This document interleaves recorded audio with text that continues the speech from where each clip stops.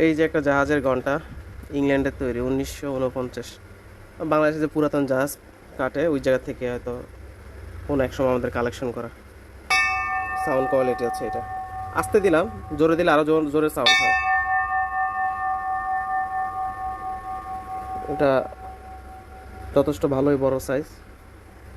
এটার ওজন হচ্ছে যেখানে লেখা আছে 9 কেজি 926 গ্রাম। মার্কনি কোম্পানির, মার্কনি।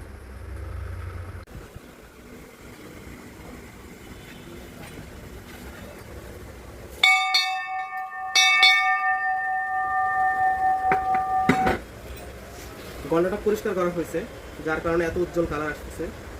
তো আপনি আগে যে কালারটা দেখছেন সেটা জেনুইন কালার না। এটা পরিষ্কার করার পর এখন যে কালারটা, এটা হচ্ছে জেনুইন কালার।